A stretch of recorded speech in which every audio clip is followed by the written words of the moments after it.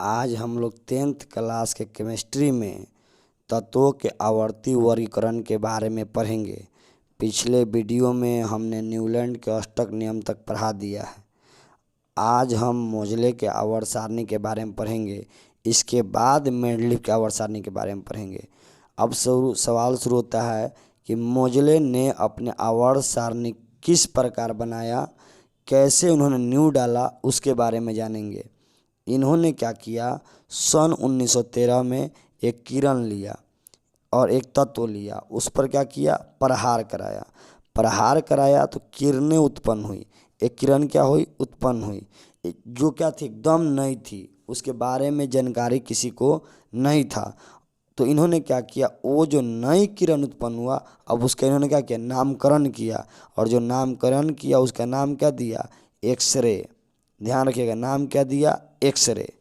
Clear हो गया।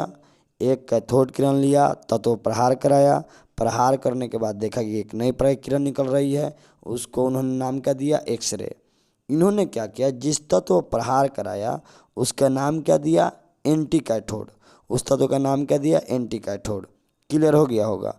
Cathode किरण से जिस तत्व प्रहार कराया उस तत्व का नाम क्या दिया गया है, एंटी कैथोड। जो प्रहार करने के बाद किरण निकली उसका नाम क्या दिया गया, एक्सरे। फिर इन्होंने एनालिसिस करना शुरू किया। अब क्या करना शुरू किया, एनालिसिस करना शुरू किया। एनालिसिस में इन्होंने देखा कि एक्सरे जो किरण है उसकी कंपन आवृत्ति, उसकी क्या, कंपन आवृत्ति जो है वो रूट अंडर न्यू ए इंटू जेड माइनस बी पर निर्भर करता है, सूत्र पर। अब आप कहिएगी कहाँ से आया, तो ये 11th क्लास में आपको पढ़ना है। रूट अंडर न्यू बराबर ए, कोष्ठ में लिखे हैं जेड माइनस बी। न्यू क्या है, आवृत्ति है, जेड क्या है, परमाणु संख्या है। यानी आवृत्ति जो है वो किस पर निर्भर कर रहा है, परमाणु संख्या पर। तो इन्होंने कहा पिछली जितनी भी थ्योरियाँ थी वो वैलिड नहीं हो पाएगी। क्यों, क्योंकि आवृत्ति जो है वो किस पर निर्भर करती है, परमाणु संख्या पर। अर्थात इन्होंने कहा कि तत्वों का भौतिक गुण, कौन सा गुण, भौतिक गुण, देखिए यहाँ लिखा हुआ है भौतिक गुण, रासायनिक गुण जो है वो परमाणु की संख्या के आवर्ती फलन होते हैं। किसके आवर्ती फलन, परमाणु संख्या के आवर्ती फलन होते हैं। जबकि डोवेनाइनर, न्यूलैंड का अष्टक नियम, यहाँ तक कि मेंडलीव ने भी कहा कि जो भौतिक और रासायनिक गुण हैं वो किसके हैं, परमाणु द्रव्यमान के आवर्ती फलन है। यानी द्रव्यमान बढ़ेगा उसके गुण और भौतिक गुण उसके गुण, यानी कि भौतिक गुण और रासायनिक गुण बदलेगा। इन्होंने कहा कि नहीं, परमाणु संख्या बढ़ेगा या घटेगा तो भौतिक गुण और रासायनिक गुण में परिवर्तन होगा। और इस आधार पर उन्होंने आवर्त सारणी का निर्माण कर दिया। और देखिए ये जो आवर्त सारणी है, यही आवर्त सारणी किसके द्वारा दिया गया है, मोजले द्वारा दिया गया है। किसके द्वारा दिया गया है, मोजले द्वारा।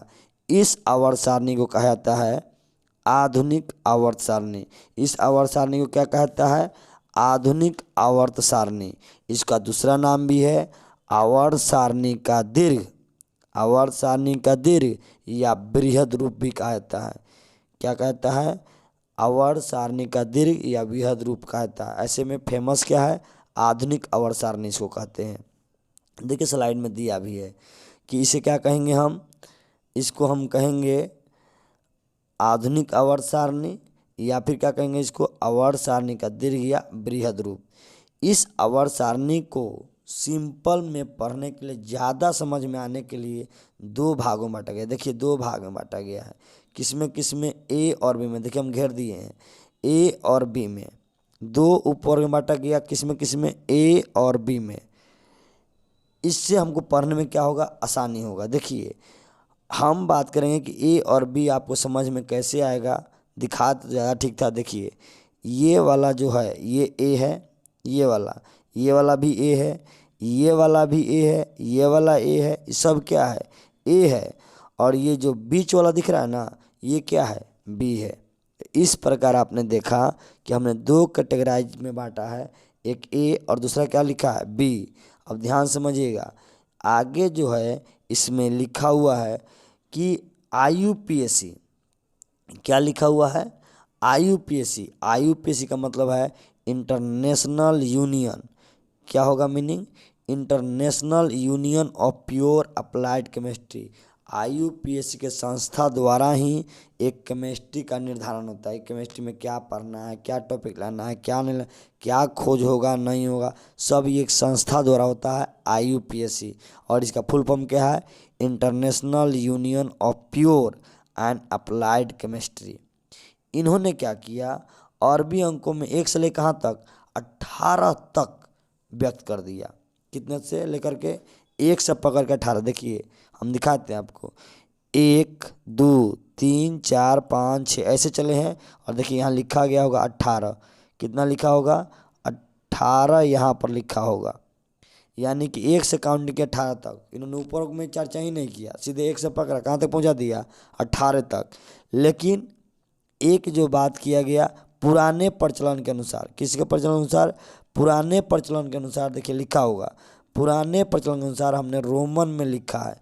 और रोमन में 2 कैटेगरी में बढ़ जाता है, एक ए में और दूसरा क्या? बी में। क्यों किया गया पुराने प्रचलन में ऐसा? क्योंकि ये जो बांटे थे वो मेंडलीव साहब ने रखा था। क्या रखा था? मेंडलीव साहब ने अपने आवर्त सारणी को 2 उपवर्ग में बांटा था, ए में और किस में? बी में। ये जब हम मेंडलीव पढ़ाएंगे तो वो दिखाएंगे कि शुरुआत उन्होंने ही किया था ए और बी में बटा था। इसलिए मोजले साहब ने भी 2 भागों में कर दिया गया, ए में और किस में? बी में। क्लियर हो गया होगा। लेकिन हम ऐसे भी चल सकते हैं 1 से लेकर कहाँ तक? 18 तक।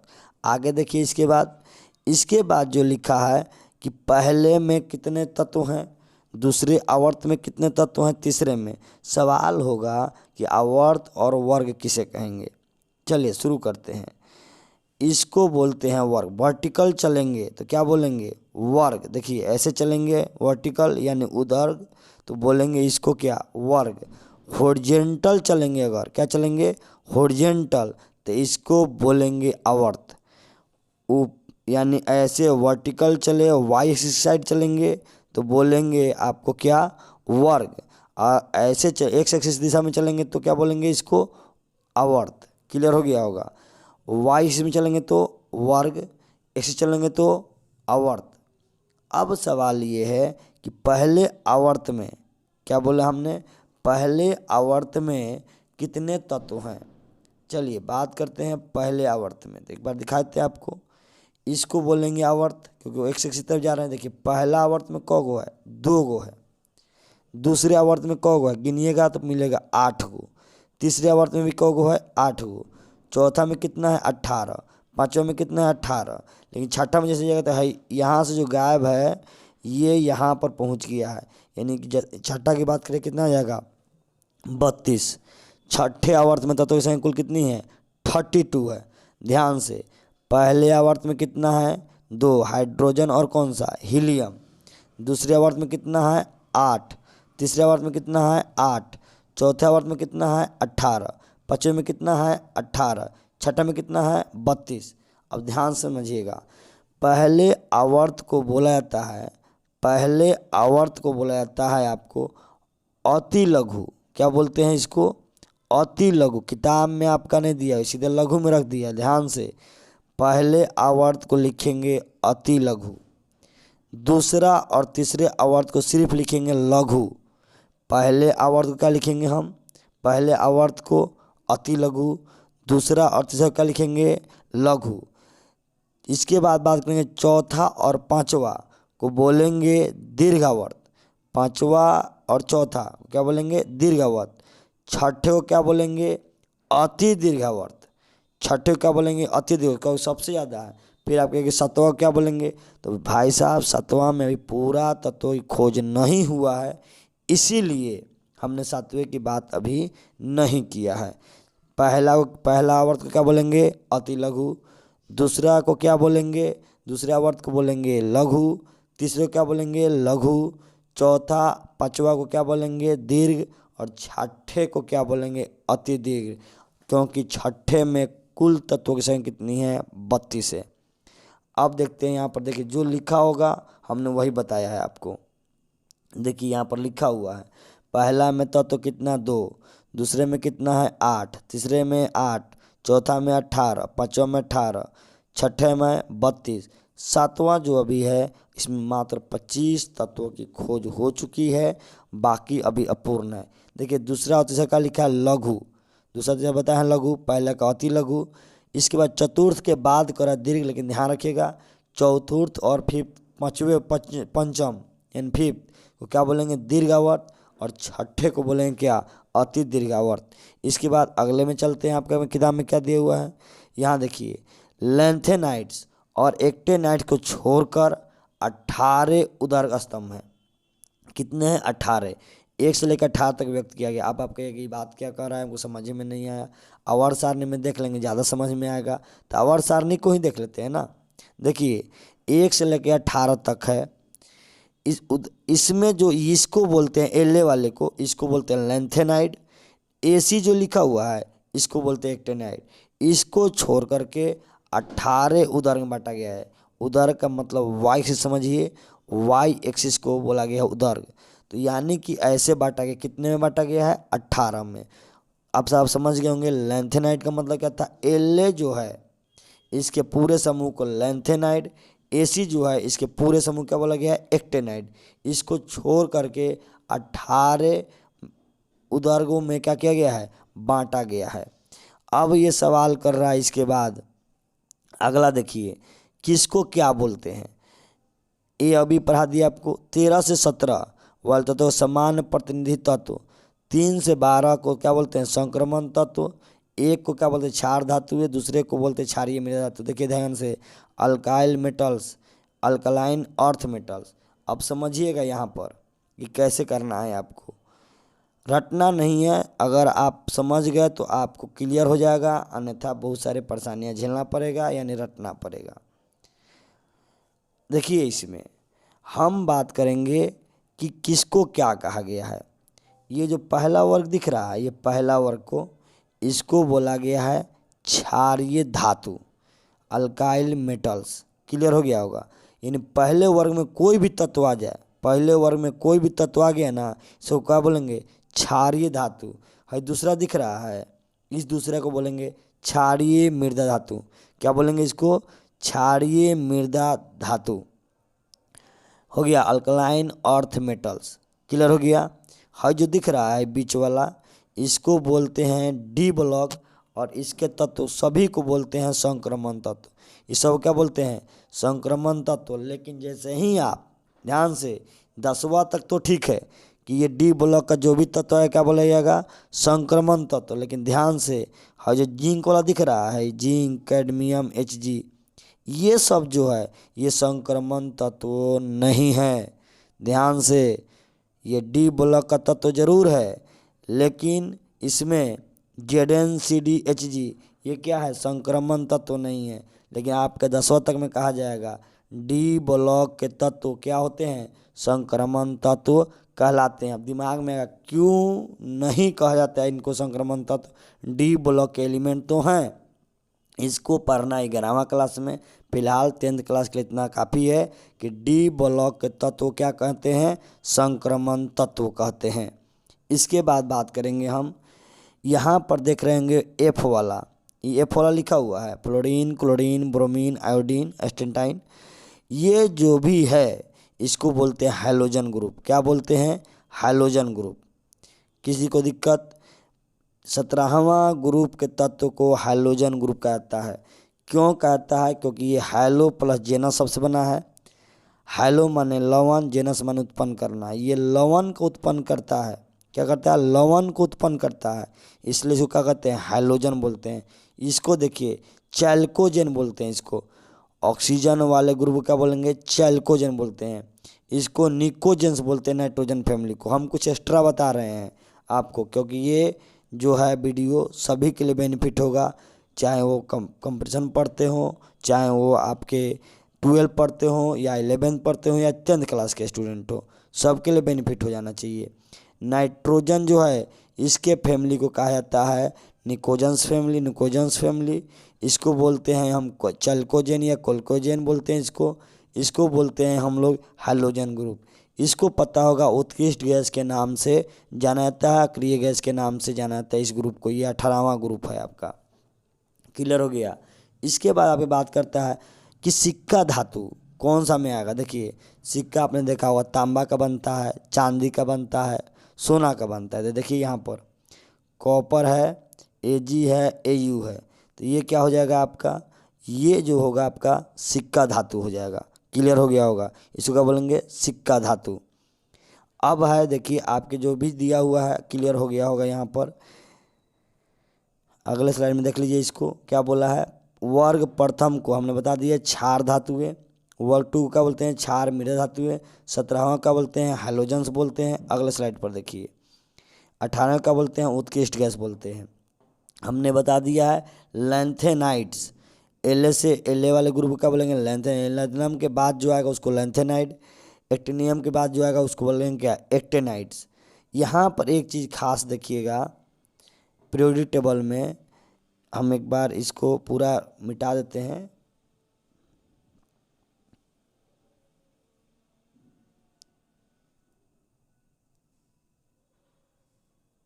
पूरा मिटा दिए। अब देखिए ये आपको जिगजैग रेखा दिख रहा होगा, और ये जिगजैग रेखा क्या करता है, इधर है आपका धातु, इधर क्या है अधातु, यानी कि जिगजैग जो रेखा है ये धातु और अधातु में बांटता है, यानी बीच में डरी का काम करता है, पगडंडी का काम कर रहा है। ये क्या कर रहा है, ये धातु को और किसको बांट रहा है, अधातु को बांट रहा है।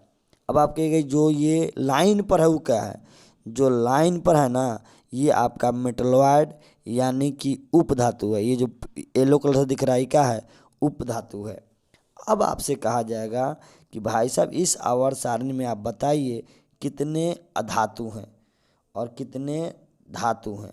आपको हम बता चुके हैं एक चीज़ कि अभी तक जो तत्वों की खोज हो चुका है 118 है।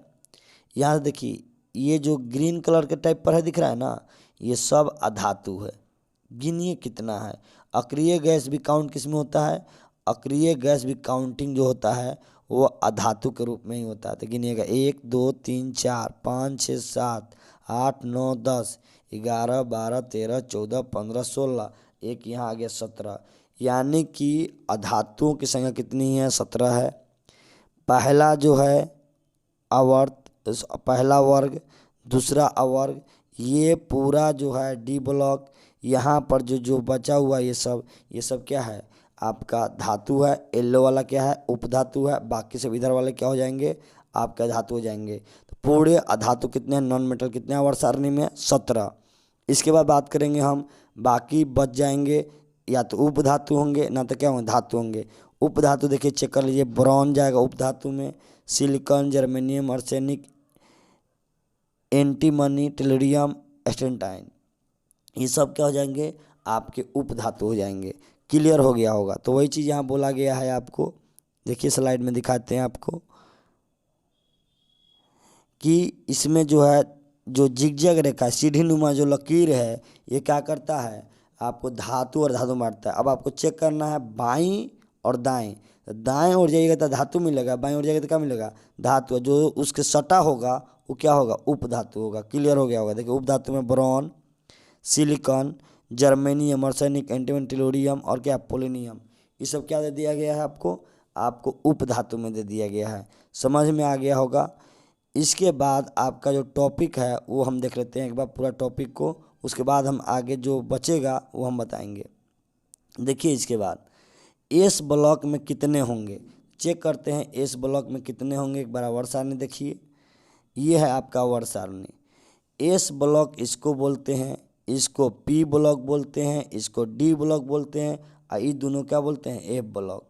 क्लियर हो गया। तो एफ ब्लॉक में एलिमेंट की संख्या काउंट करिए, एफ ब्लॉक में किसी संख्या काउंट करिए एलिमेंट की। इसको छोड़ देना है, लेदनम को छोड़ देना है, एक्टेनियम को छोड़ देना है, क्योंकि इसमें ही नहीं आएगा। गिनिएगा सीजियम से तो ये टोटल 14, ये टोटल 14। ए ब्लॉक में तत्वों की संख्या कितनी हो जाएगी, 28 यानी 28। ए ब्लॉक में तत्वों की संख्या कितनी हो जाएगी, 28। क्लियर हो गया। ये है एस ब्लॉक, ये है पी ब्लॉक, ये है डी ब्लॉक और ये क्या है, एफ ब्लॉक। चलिए यहाँ तक आपको समझ में आ गया होगा।